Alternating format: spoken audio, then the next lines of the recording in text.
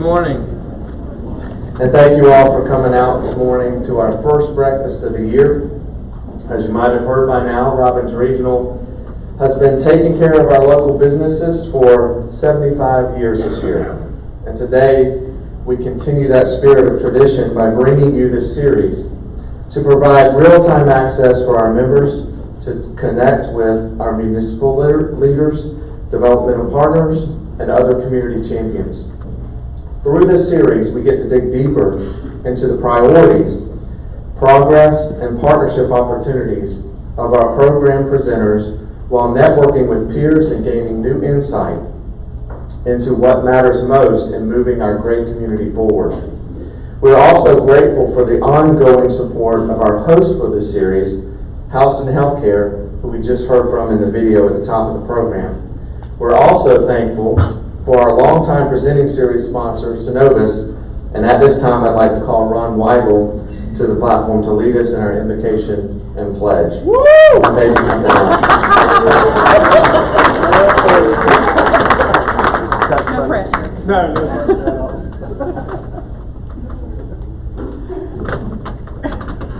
Thank you, Michael. It's always a treat to be here, and it feels like spring, even though I know it's still winter. So I love the attendance today. If y'all just stand, let's center ourselves in prayer, and then we'll do the pledge, and I won't let you down on the rest of it. Lord, thank you for this day. We're overwhelmed by how we have to come to you and what you mean to us and everything that you've done for us.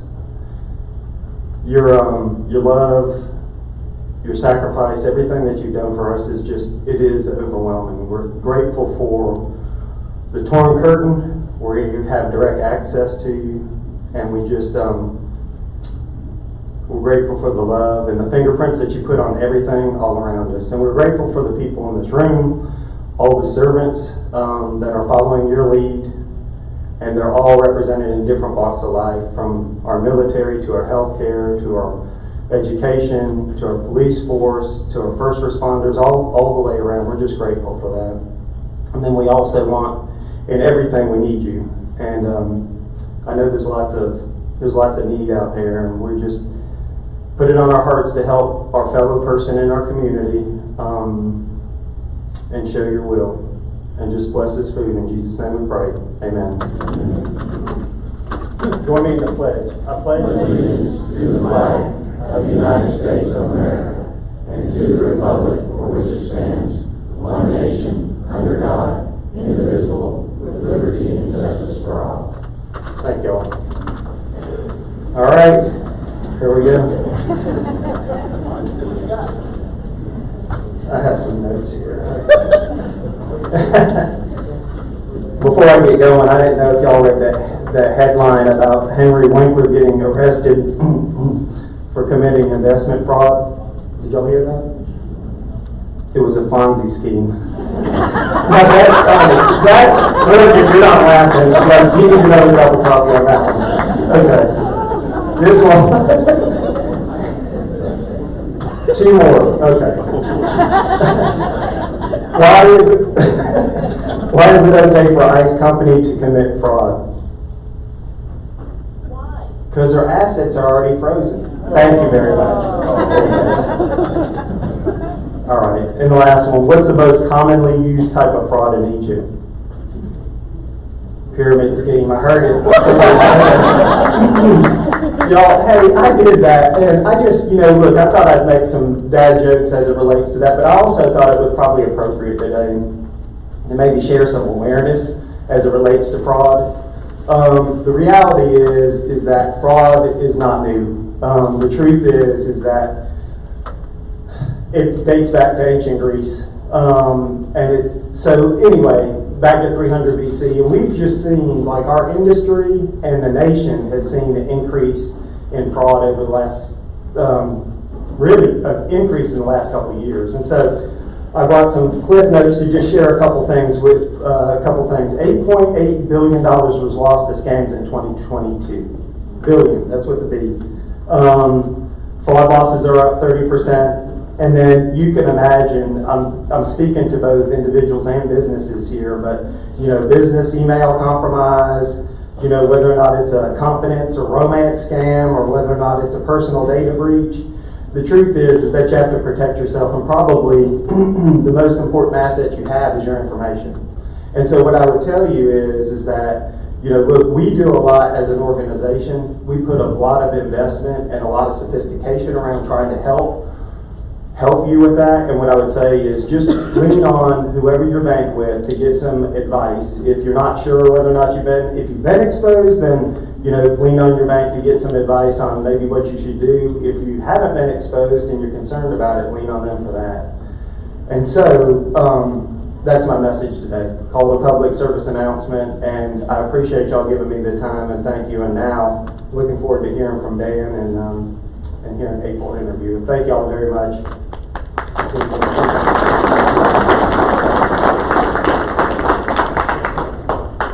Who's Fonzie? I'm old enough. Unfortunately. Thanks, Ryan. I didn't pay him to make those cybersecurity remarks either. So. But I know that you didn't come to see me this morning, so I promise to make this as brief as possible. Nevertheless, we do have some others to thank in making this event possible today. Our weather sponsorship was provided by Kim Hamlin and the Hamlin Group, so please help show our appreciation for their sponsorship. Today's session sponsor is Flint Energies. And please help me welcome Flint Energy CEO Jeremy Nelms for a few remarks.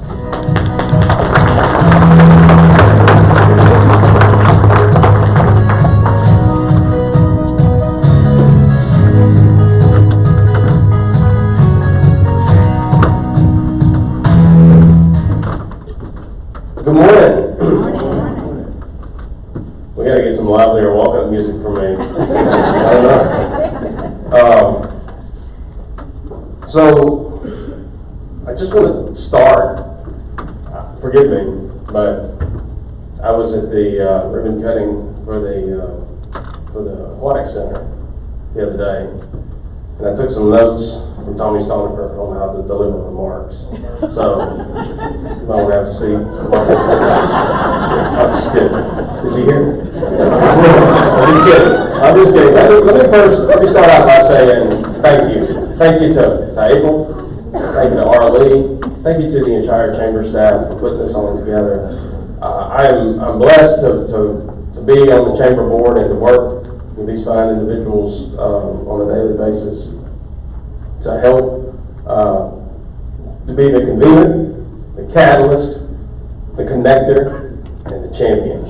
And I really appreciate you, April. Appreciate Arlie. I know she's standing sentry outside and taking care of us. Hey, let me take a moment to recognize just a few of the Flint staff and some folks here representing us.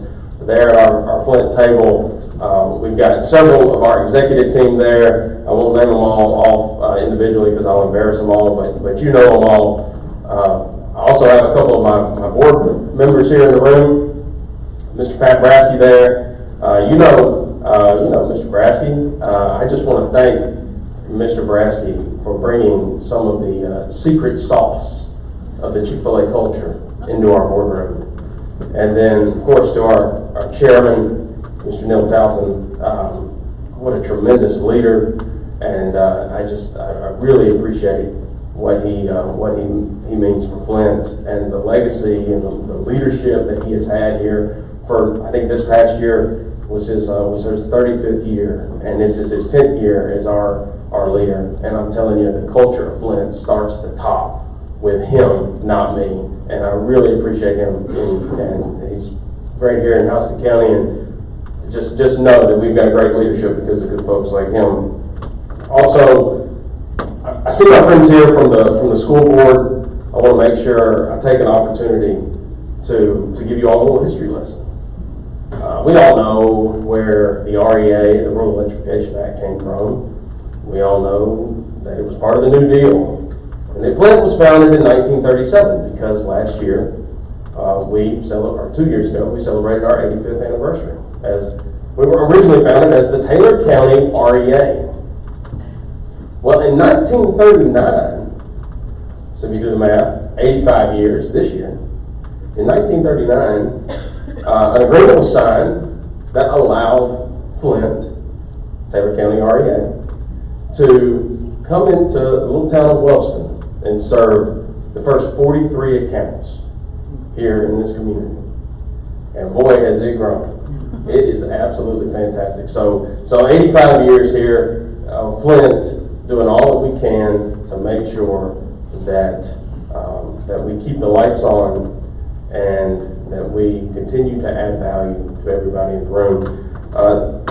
I'd be remiss if I didn't mention my friends here at Houston County because we work so closely with them. Tuesday night I was had the great fortune of being at the commissioners meeting and being recognized, and Chairman Perdue was talking a lot about the partnership that Houston County has with Flint, and he's absolutely right. I think Thomas Jefferson said a generation is not every 19 years. So we're working on our 5th generation of the partnership between Houston County and Flint, and I would say it's a very symbiotic relationship. As Flint has grown, Houston County's prospered, and certainly as Houston County has grown, Flint has prospered. I want to make sure I recognize Robbie Dunbar and Mr. Brian Jones. The folks there in Public Works at Houston County work hand in hand with us when things get really dicey out there. I'm going to be honest with you. We can't get out there and get the lights back on until the roads get clear. And I really appreciate all the help, assistance that they give to us to make sure that gets done. Also, Ms. Angie Giesland at the Development Authority and her board are well represented here today. Ms. Angie does a fantastic job making Houston County attractive to those that are looking to make a huge investment into our community. And as that happens, it benefits all the Flint members. And I just really appreciate Angie and all the work that she does and all the work that her group does.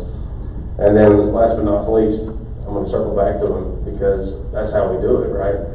Chairman Perdue, really appreciate your leadership. To all the commissioners, thank you guys so much for the sacrifice that you give to all the citizens here in Houston County. It does not go unnoticed. It's certainly appreciated by me, and not only as the Flint CEO, but as a citizen of Houston County. And then last but not least, I'm going to thank each and every one of y'all, because I think pretty much everybody in this room pays a power bill to Flint, either personally or through your business. And Flint would not exist if it were not for our members. That group of individuals right there, they're working hard every day to make sure that we exceed the expectations of those we serve at every opportunity. We would not be able to take care of their families if it were not for great folks like you paying your power bill and supporting Flint. So I work for y'all. If there's ever anything that I can do for you to help you be successful, please certainly let us know. We're just a phone call away. We are your local REA. Been here 85 years, and we're going to be here 85 years more and on. Thank y'all so much for your time.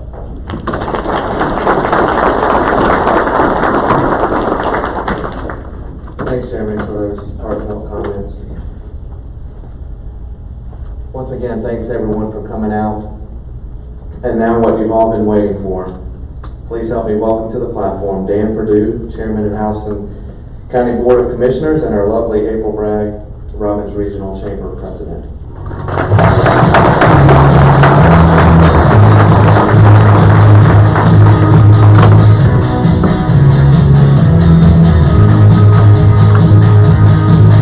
Good morning, everybody. So I think Jeremy's going to give Tommy a run for his money there with introducing half the room, but thank you for that, Jeremy. So now I don't have anybody I need to call out. I knew Dan was going to take it if I didn't, so he did. So welcome back.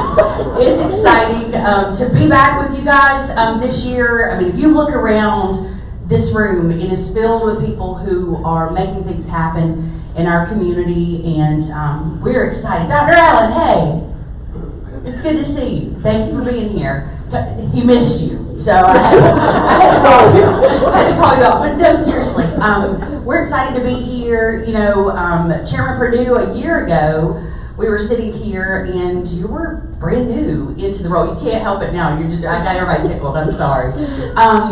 But it's amazing, just, a year in, if you could talk a little bit about, Jeremy mentioned kind of the legacy of leadership that we have here in Houston County, and with that legacy, we have a new generation of leaders on our commission. So I'm gonna lead in with that, but you're probably going somewhere else because you got a smile on your face, so I'm gonna pass to you. No, last year I made a pretty good dig at Chairman Stonecker, and I'm glad that Jeremy and you have already done it this morning, so I can skip right over that. But we have had in Houston County really an amazing legacy of wise stewardship of the county and its resources, and that group has largely been apart from the last few years, very, very stable. At the end of 2020, we have 5 commissioners. I as chairman and one of those commissioners and a full-time employee of Houston County. And then we have 4 part-time commissioners. And I think one of our big advantages in Houston County is everybody runs countywide. And so that means when we sit in meetings, we do not debate what's happening in each other's districts, but we are looking at the whole county and what is good for the whole county. And at the end of 2020, every member of that board had more than 20 years of experience with Houston County, either on the commission or a combination of being on the commission and an employee of Houston County. And so that's changed in the last few years. And we saw 4 of those commissioners, Commissioner Larry Thompson, Commissioner Tommy Michael, Commissioner Jay Walker, and Chairman Tommy Stonecker opt not to seek re-election, and they had served for a very long time, and we're really appreciative of the legacy that they have left. But in the meantime, I think we've established, you called it the next generation, and these are all people who have been very deep in community involvement and in leadership already, and they're just shifting that leadership towards the Houston County Board of Commissioners. And I am so grateful for the fellow commissioners I serve with and how they serve this commission. I ran at the end of 2020 along with Mark Bird, and he was elected as a post commissioner then. And Mark and I often like to analyze issues very similarly, but often will come to different conclusions. And Mark does an incredible job of really diving deep and using his expertise from being a long-time small business owner in this community and being very invested in a lot of the organizations that are doing great work here to bring that expertise to bear in matters before the commission. Early in the year in 2022, when we realized that Chairman Stonecker was not going to seek re-election, I became the shortest serving county commissioner in the history of Georgia by stepping down from my post commissioner to seek election for chairman. And in my place, Tal Talton ran. And Tal's dad, Neil, has already been recognized this morning, but Tal has deep connections in this community, knows a lot of folks. Oftentimes, I joke with Mark and Tal that everybody must have their cell phone number because they will get calls and they will get poked on issues that I didn't even realize were issues yet. But it's good to have commissioners like that who are accessible and who are willing to talk to folks about issues. And Tal has his pulse, has his finger on the pulse of this community and what's going on. In 2022, with the resignation of Jay Walker, Shane Gottwals ran for that post, and that is not a name that is unfamiliar to the Robbins Region Chamber of Commerce, him being a past chair of the board. And Shane is obviously in the age of Amazon. Shane figured out how to build a brick and mortar book sales business and has done a fabulous job there. Shane will always let me know as an English teacher if there's a typo on the agenda or if some numbers don't add up correctly on the agenda, and I appreciate that. He brings a really sharp business mind to what we're doing, as well as being, again, deeply integrated in this community. And so the final commissioner who has not experienced any changeover is Commissioner Gail Robinson. And Gail has served Houston County since 1998. Is that what we determined, Gail? 1998, and has done a phenomenal job. And I joke that sometimes as we're batting around ideas that we think are new and revolutionary, she goes, we tried that one time, and let me tell you what happened. And it's good to have that level of institutional knowledge, of that level of wisdom. Gail is a wicked sharp attorney, and she really understands the issues. And I just want to say about the entire body, I appreciate how they work really hard to understand the issues that are coming before us. They work to reach out to citizens and to hear from citizens on those issues. And I think sometimes people look at our meetings and they see all the unanimous votes and they think, oh, this is just a rubber stamp. And that's not it at all. You don't know the hours of work that have gone in before that meeting to ensure that everybody at that table understands that issue on a deep level.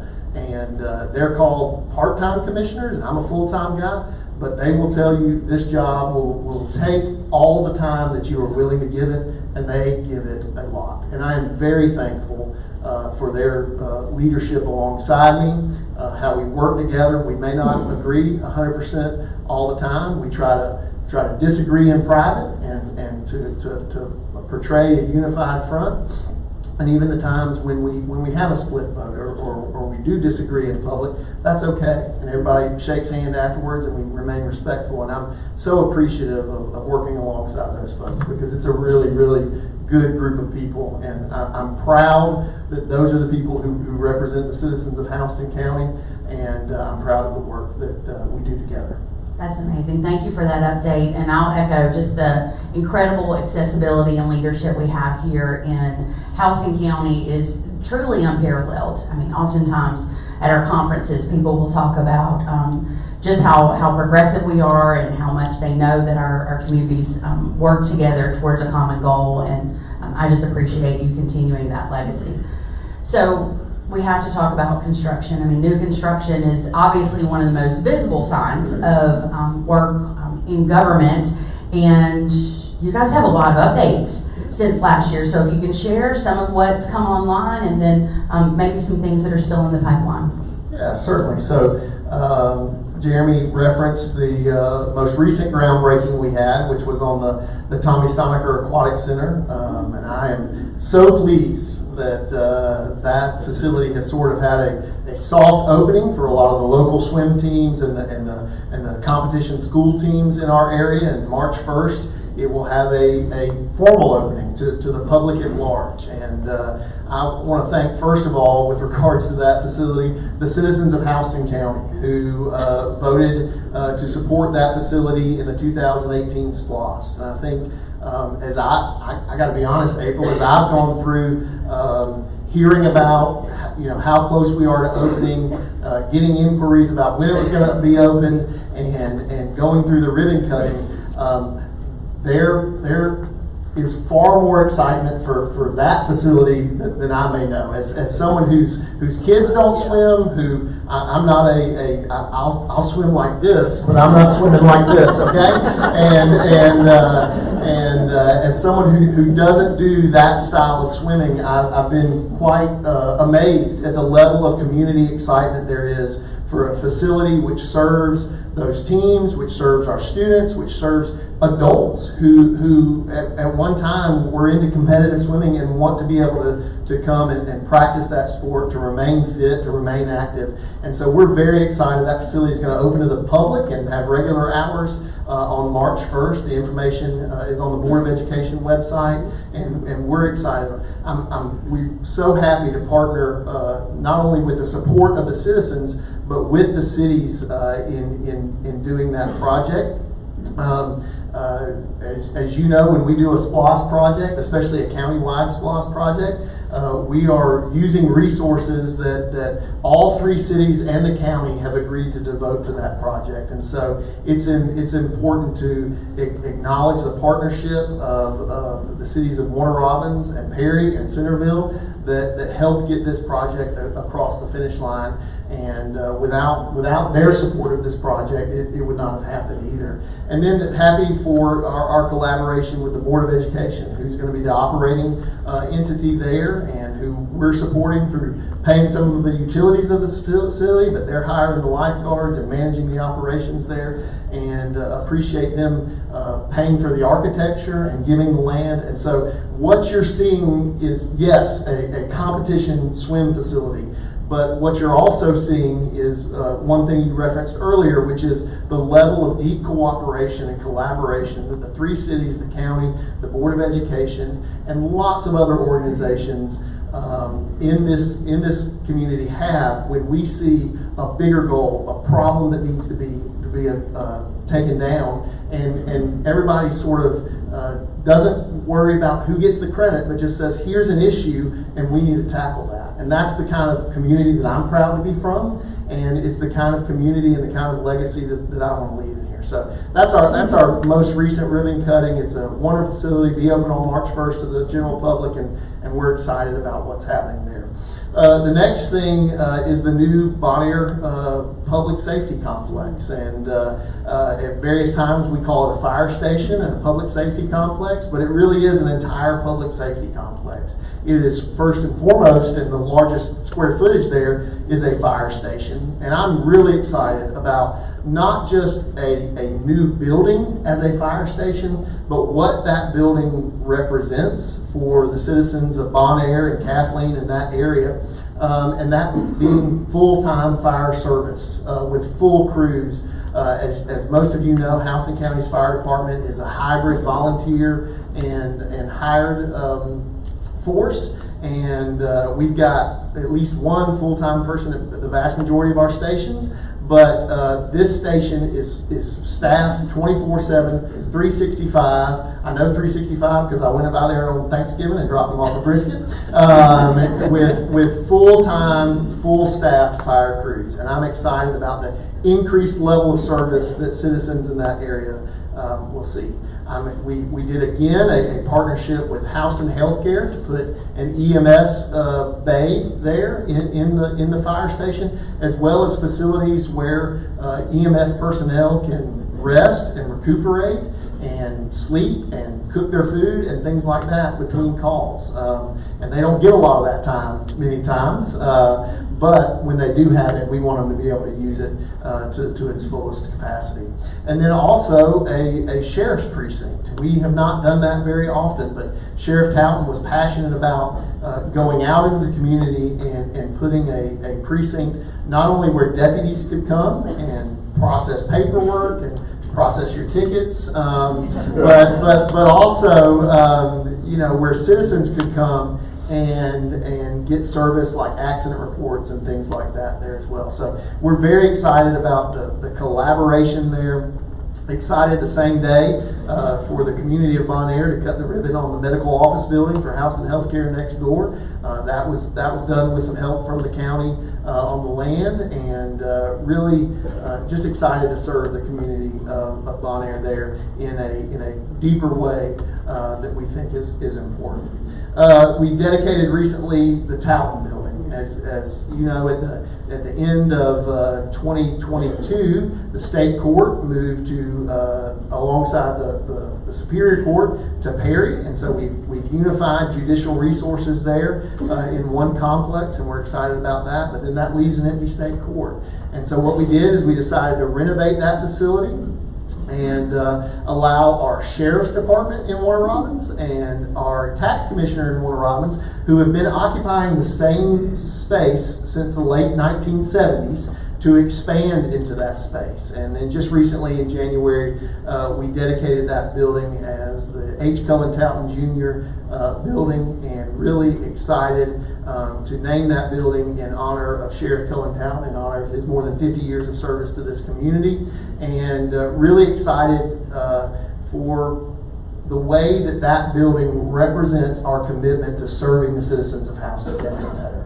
There's a couple of features there that I'm really excited about. Number one, lot more space to renew tags, to get that level of customer service. I think to myself sometimes, there's only, for most of us, there's only a few times a year when we come into contact with county government, unless you're one of those ticket getters that I talked about. And so I really want those experiences to be excellent for folks, and I want to focus on a high level of customer experience there. And I'm excited that we've increased the number of bays that we have there to serve people who come in to do title work or to renew their tags or to pay their property taxes, and we're very appreciative about that. And we also have a drive-through now for simple transactions. If all you're doing is renewing a tag, you can go through there and do that, and it's a really fast way to get that level of customer service, and also helps our citizens who may be a little less mobile. They may still be able to drive, but they may struggle to get out of their car and walk to a building. It helps those citizens, and we're very excited about that. Also, expanding the sheriff's office. Really, a lot of thought went into how do we better serve people in that space, and how do we allow those people to get the resources they need more around the clock. And we're excited about the opportunities to better serve citizens there. Very good. Last year we talked a little bit about the ARPA funds that the county was receiving and would receive as part of one of the many COVID stimulus packages. Can you give us an update, how much money did we receive from that fund, and how have those funds been put to work in our community? Yeah, absolutely. So Houston County is slated through both federal funds and through a series of matching dollars to receive just a hair over $34 million in these COVID stimulus funds. ARPA stands for American Rescue Plan Act, and this is money that came down into all local communities to be used primarily for infrastructure.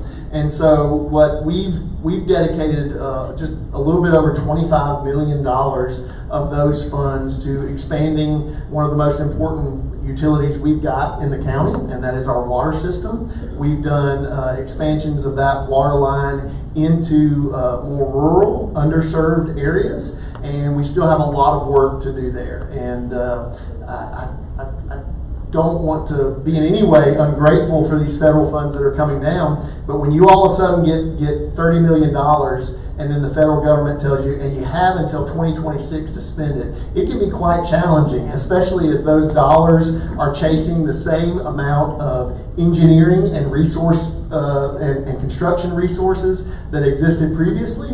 And so we are working very hard to spend that money and not have to send any of it back to the federal government. And so a lot of it has gone into our water system, and a lot of that work is yet to be done. But we're excited about that. It's going to be a new water tower, a lot of new remote wells for our water system, and a lot of water line extension. I'm also excited. We took about $6 million of that dollars and expanded the health department in Houston County, and that is an expansion that has needed to needed to happen. And it's a beautiful new facility. I was speaking to some of the team that helped produce the annual report, and they said, I had to take a person who couldn't get their own ride to the health department, a low-income individual, and when I walked in, I felt like I was in a doctor's office. And that's what we want people to feel when they go to the Houston County Health Department. We want them to be able to go there and get a high level of service in a very nice facility that reflects the level of care that the people in that facility deliver. Those people deliver extraordinary care to their customers and to the citizens of Houston County and the surrounding communities, and we want the facility to reflect that. And we're really proud of that facility. We'll do a ribbon cutting on that in the next couple of months, and give folks an opportunity to tour. And then lots of other little things, everything from $1 million to the Perry House and County Airport for new T hangars. That is a driver of economic development in our region, and they sell a lot of fuel that we get tax money from. And so we want to continue to encourage growth out there. $2 million to Houston Healthcare to support improved EMS service. Was happy to do that earlier this year. $1 million for public safety cameras. And you cannot have prosperity without public safety. And so we continue to put a high emphasis on public safety. Almost 2/3 of our budget, when you count the court system, goes to public safety. And I'm glad that we dedicated some ARPA funds to that as well. All the way down the list, they get smaller and smaller, but I'm also really happy that we've dedicated over $100,000 to helping local nonprofits who may have had a hard time during the pandemic. And we've partnered with Rebuilding Together Warner Robins and given them some funds to bring housing up to standards in some place, and partnered with the Houston County Volunteer Medical Clinic, who again serves people who are the working uninsured in our community. And I'm excited to partner with those folks and give them some funds to increase the good work they're doing. That's amazing to see those funds spread over such worthy causes and projects in our community. So if you were paying attention last year, when Chairman Perdue was here, there were two. No one was. So I'll remind you, there were two common themes that he said were priorities for him coming in as chairman, and those were increasing the use of technology and leadership development. And I know I've gotten a sneak peek at how those have progressed, but can you just share with us some of the concepts that have worked their way into the county the last 12 months? Yeah, absolutely. So I want to, in regards to technology, I want to highlight a couple of things that are not very visible things, but will make a difference for us in the long term, and I'm excited to embrace. Number one is we've adopted we run a landfill, and we've adopted some very accurate GPS technology at our landfill and are currently in the implementation phase of that helps us achieve higher densities at landfill. There's probably not many people in this room who know about operating a landfill. If you do, come see me afterwards. We'd love to talk to you. But at the landfill, your biggest asset is airspace that will eventually be filled with people's household waste. And so we want to pack that household waste as dense as possible. And so we're in the process of upgrading our systems there, where we will have GPS equipment on the pieces of equipment that do that packing of the household waste to ensure that they're achieving better densities. We already have good density at the landfill, but we are looking to do even better. And in the past, we maybe have not seen the value of that, but like all infrastructure, like all construction, like groceries, the cost of building new airspace at the landfill has increased. And so we want to get the best bang for our buck there, and this technology is going to allow us to do that. And I'm very excited that Brian Jones brought us that and said, I think here's something we can do to ensure we're getting the most bang for our buck there. The other thing is something that is not very visible in the short term, but will be very visible in the long term, and that's through we've made the decision to completely update our accounting and ERP systems and capital management systems, and we're going through that process right now. I knocked on Danielle George's door yesterday and said, how's it going? She said, I'm working on a new chart of accounts, and I said, fabulous. And what that will allow is a more modernized system that is one of the first linchpin steps to allow more transparency into what the government is doing with taxpayer funds, and more online transactions, more online interaction when you need to pay everything from those traffic tickets to your property tax bill. And we're excited about modernizing the core of our business system there and really advancing that. And then when we talk about leadership development, we've done a lot of things this past year on employee retention, employee engagement. one of my favorite things we've done, and I can say that because it's an idea I had, was this thing called Houston County U, and which is that is our internal leadership development program. And so what we did is we accepted applications from departments across the Houston County organization, and I know y'all have a leadership program, and I know I was involved with a youth leadership program for several years, and I know the Air Force has a leadership development program, and I said, why can't we do this in Houston County as well? And so I sort of took that model of community leadership, and I said, let's apply it to the Houston County organization. And so while the biggest compliment I've got is someone heard about this program and they go, how can I apply for that? And I said, well, first, you have to be an employee of Houston County. And they were not. But I'm excited that this really breaks down the silos between departments. In any large organization, that's what you find, is your little 20-person department in a 600-person organization can very quickly become us versus them and isolated. And so I'm excited about how we're breaking down the silos. And then we focus for the first half of the year on what we do in the county. Because well, some of you probably wouldn't be surprised that this department over here really doesn't know what this department over here does. And so we focused on learning across the board what we do as a county. And then in the latter few months and in the last half of the year, we're focusing on why. We got out and we saw Robbins Air Force Base, and we visited industry partners. And so a really strong focus on what we do and why we do it. And CGTC, and through their professional development, is helping us lead that program, and they've done an incredible job, of course. But I'm excited about that is a doorway for those people who are participating in the program to lots of other options. And at the end of that program, we're going to sit down with those folks and we're going to say, what do you need to succeed as an employee at Houston County? How can we get you the next level of training, the next level of education that it's going to take? So I'm very excited about that professional development effort. That's great.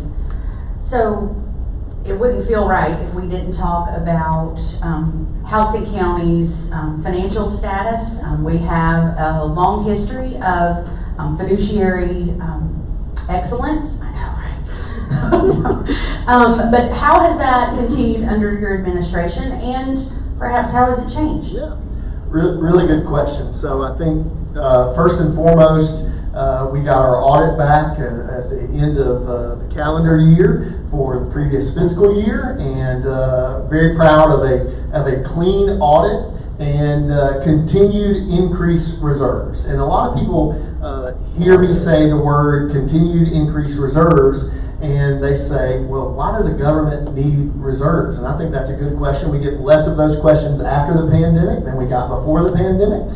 But let me tell you one reason why we need reserves. Does anybody remember the rain of a couple of weeks ago? We got 5 or 6 inches, depending on where you were located, in a 24-hour span, and we had 2 roads wash out. And I was very confident in saying, let's get to work on fixing those roads. We don't have to worry about how we're going to pay for that. If worse comes to worse, we'll pull it from our reserve funds.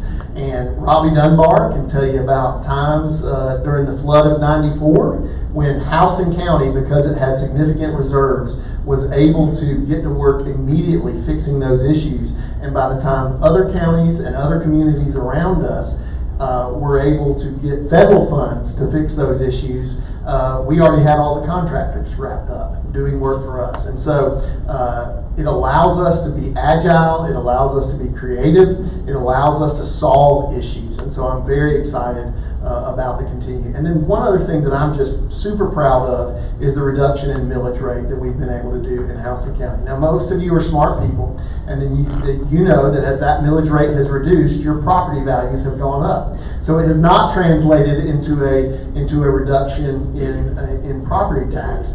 But I think it is an acknowledgement that while it is taking more money to deliver government services, it's taking more money for everything. And we have to appraise property at fair market value. We're required to by the state. But what we can do is reduce the millage rate. And we're very proud of that change that we've made, and looking forward to, as opportunity presents itself, to continue to do that.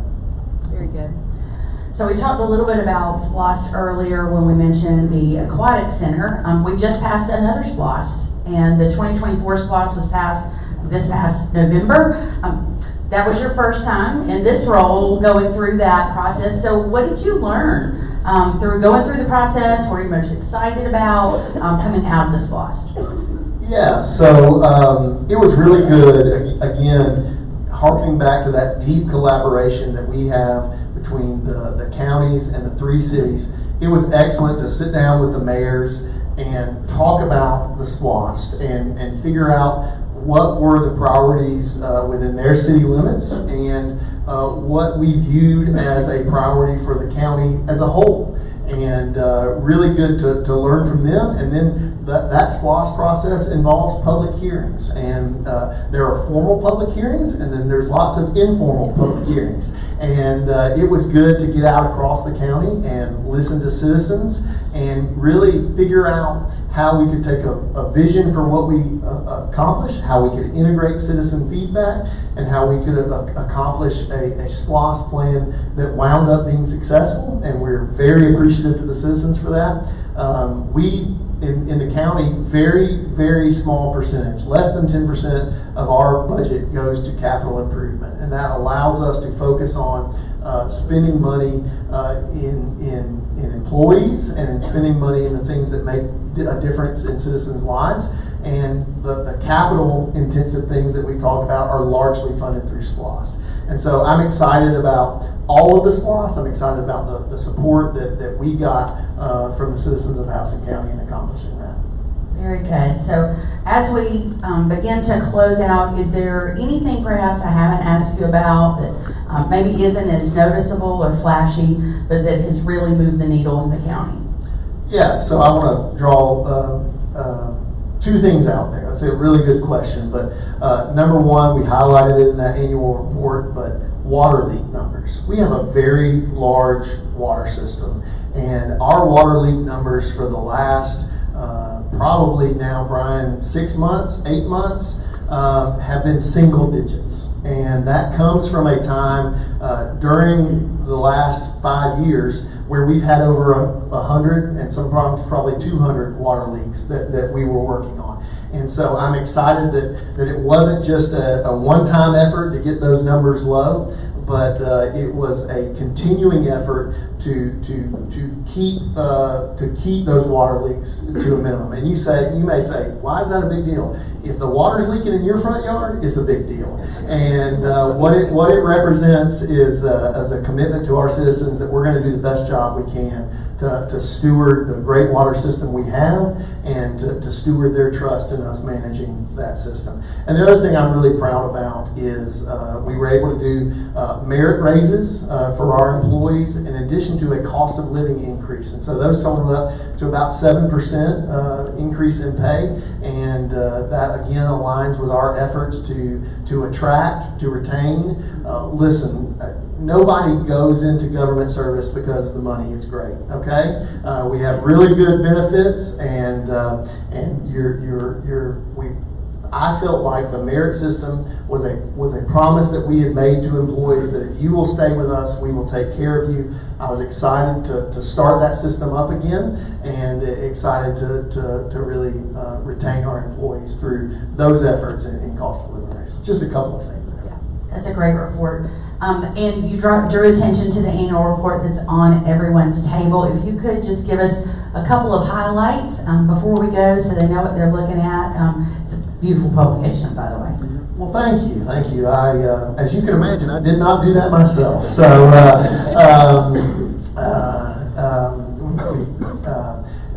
really, most of the things that are in there we've already talked about, but it is just trying to give you a glimpse into what the past year has been like for the county. I unashamedly stole this idea from the Board of Education after I came to their exit issues and saw a similar publication sitting on the table, and I am excited and appreciative of the minor agency and the work they did with us, partnering with us to do that. And I called them about 4 weeks ago, and it was a serious effort to get it put together, but they worked alongside us very well. And if you're a numbers person, there's numbers in there. If you like pictures and words, there's those in there. There's something for everybody, okay?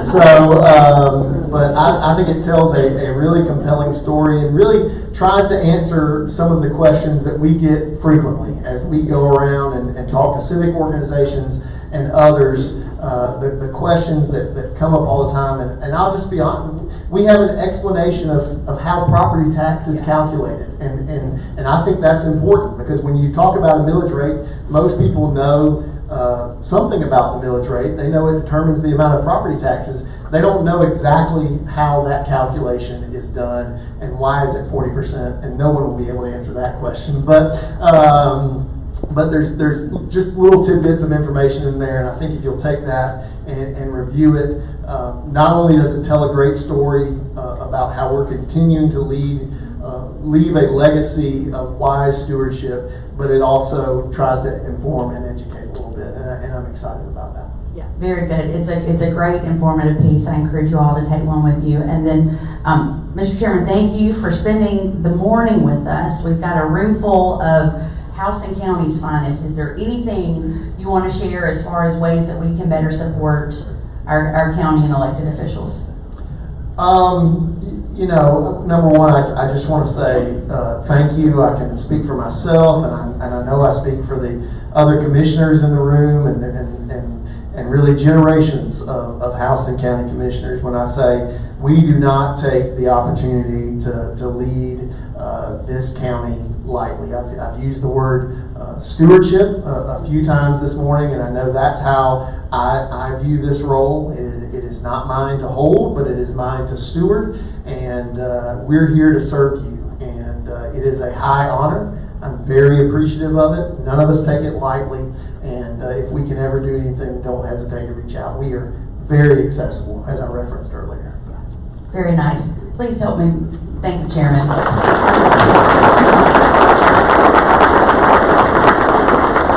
And thank you all for being back with us this morning. It really is an honor to be able to host this series and have you guys here with us. Just a couple of quick reminders. Our next Livability Robbins Region publication we're in the sales cycle now. You'd be amazed. We get requests for boxes almost every single month from the hospital, from aerospace companies and others who are utilizing this resource as a recruitment tool for the physicians we need, for the high-tech workers we need, as a way to tell the good news story of House and County, not just here at home, but also across the country. Our rep, Sherry Moore, is going to be back in town next week. So if your organization wants to find out how you can be part of that publication, in addition to the outbound efforts, those go directly to our new airman station at Robbins. When they go through the Right Start training, every one of them gets a copy of that book, about 60 to 80 a month, that go out right here in our community. And then, of course, you can find them across the community. So we encourage you to support that. We're going to be back. You guys probably know that it's an election year. This facility gets utilized a lot during election year. So our schedule's a little, it ebbs and flows a little bit more than it usually does for this year. So we're actually going to be back in here with the city of Warner Robins on March the 7th, which is not a month away. It's very soon. There's a schedule on your table if you want to take a little snapshot of that and then go back to your office and put all those dates on your calendars. But I encourage you guys to come back. We'll have Mayor Patrick here sharing updates from the city of Warner Robins. It's going to be a great event. We also have business after hours on the 14th at Women's Healthcare, their new facility in Bon Air. We talked a lot about growth in Bon Air today. They're expanding their services there, and that's going to be a great opportunity to showcase that. And we have, for any of you that put all of our dates on your calendar at the end of last year, we have a new date for State of the Base. Due to some TDYs and other things, that's going to be on April the 11th. right here, so mark your calendars, make plans to attend, and we want to pack this place out for you, Colonel Reese, and make sure everybody gets to hear all of the wonderful things happening at Robbins. Hey, thanks for coming. You've got annual reports there. If you will take your name tag off and pick up the annual report, Arlie, I did it. We would appreciate that, so we don't have to chase you down. And then Flint, in addition to keeping the lights on, is giving you something for when the lights go off. You can have a work light right there to make sure that you always see the way forward. Thanks, everybody. We'll see you next time.